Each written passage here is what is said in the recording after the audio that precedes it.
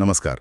आज हम एक बहुत ही ज़रूरी दस्तावेज पर बात करने वाले हैं, खासकर भारत के छोटे और मझोले कारोबारों मतलब एमएसएमई के लिए।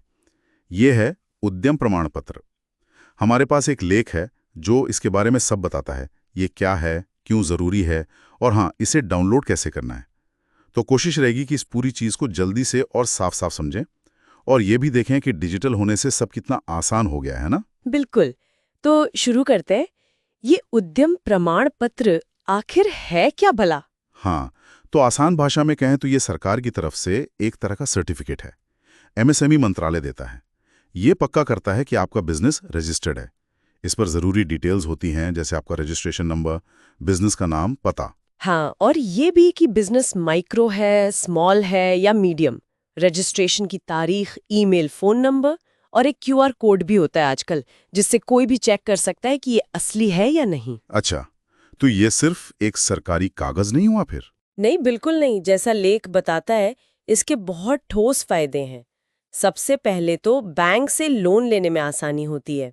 और कई बार तो ब्याज दर भी कम मिलती है। ओह, ये तो बहुत बड़ी बात है। छोटे बिजनेस के लिए पैसों की जरूरत तो हमेशा रहती है। सही कहा। और सिर्फ लोन ही नहीं, सरकारी टेंडर्स जब निकलते हैं तो उनमें भी प्राथमिकता मिलती है। मतलब सरकारी कॉन्ट्रैक्ट्स मिलने के चांस बढ़ जाते हैं। हाँ बिल्कुल, ये छोटे कारोबारियों को बड़े प्लेयर्स के साथ compete करने का एक मौका देता है। और टैक्स में भी कुछ छूट वगैरह? जी, कुछ टैक्स बेनिफिट्स भी हैं, खासकर जीएसटी से जुड़े मामलों में। हाँ। और सरकार की जो स्कीम्स या सब्सिडी होती है ना, उनका फायदा उठाने के लिए भी ये जरूरी हो सकता है।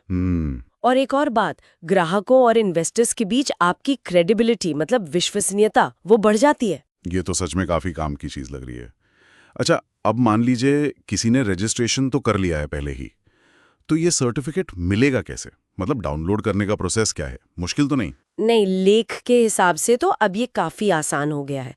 आपको बस उद्यम के ऑफिशियल पोर्टल पर जाना है। ओके, वेबसाइट पर? हाँ, वहाँ प्रिंट वेरीफाई जैसा एक टैब होगा, उसमें प्रिंट उद्यम सर्टिफिकेट का ऑप्शन चुनना है। ठीक है। फिर अपना उद्यम रजिस्ट्रेशन नंबर डालना होगा, या आपको रजिस्ट्रेशन के टाइम मिला होगा। हाँ, वो नंबर। फिर आपके रजिस्टर्ड मोबाइल या ईमेल पर एक ओटीपी आएगा, वो डालकर वेरीफाई करना है। अच्छा, सिक्योरिटी के लिए ओटीपी? जी, ओटीपी सही डालते ही सर्टिफिकेट स्क्रीन पर आ जाएगा। आप उसे पीडीएफ में डाउनलोड कर सकते हैं, सेव कर सकते हैं या प्रिंट ले सकते हैं। बढ़िया, मतलब पूरा ऑनलाइन प्रोसेस है। हाँ बिल्कुल। और लेख में एक वेबसाइट का जिक्र भी है मदद के लिए, udyamregistration.gov.in। शायद ये जानकारी के लिए होगी।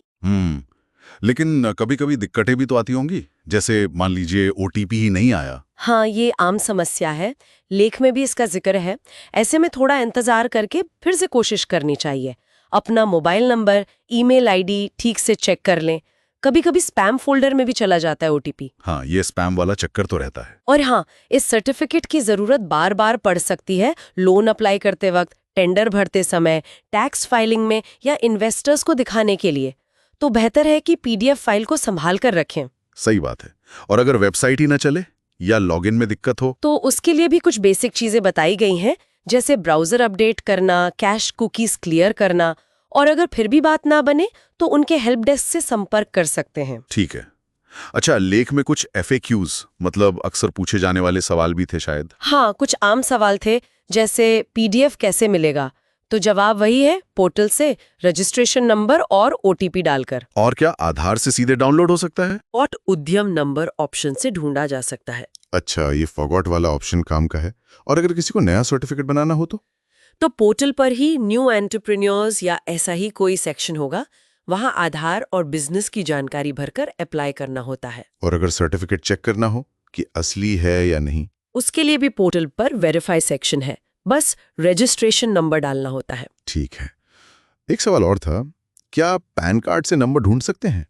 हाँ, अगर रजिस्ट्रेशन के समय पैन लिंक किया था तो फॉरगॉट सेक्शन में पैन से भी नंबर ढूंढा जा सकता है। समझ गया। तो कुल मिला के ये उद्यम प्रमाण पत्र जो है वो MSMEs के लिए एक तरह की मास्टर चाबी है। सरकारी फायदे भी दिलाता है और मार्केट में इज्जत भी बढ़ाता है। और अच्छी बात यह है कि इसे पाना अब काफी आसान है, डिजिटल तरीके से। वो आसान हो, टेक्नोलॉजी का इस्तेमाल करके। हाँ, ये तो अच्छी बात है। पर यहाँ एक सवाल मेरे मन में आ रहा है, जैसे ही उद्यम वाली प्रक्रिया आसान हुई है, क्या इसी तरह बाकी सरकारी प्रक्रियाएं, नियम कानून भी सरल हो सकते हैं? ताकि छोटे व्यवसायों पर जो बोझ है वो कम हो। ये सोचने वाली बात है। और दूसरी बात ये कि क्या सच में देश के हर कोने में बैठे छोटे कारोबारी इन आसान हो चुकी प्रक्रियाओं और फायदों के बारे में जानते हैं? क्या वो सच में इनका लाभ उठा पा रहे हैं? हाँ, मतलब जागरूकता और पहुंच, ये दो बड़े सवाल हैं। बिल्कुल, इस पर शायद और ध्यान देने की जरूरत है।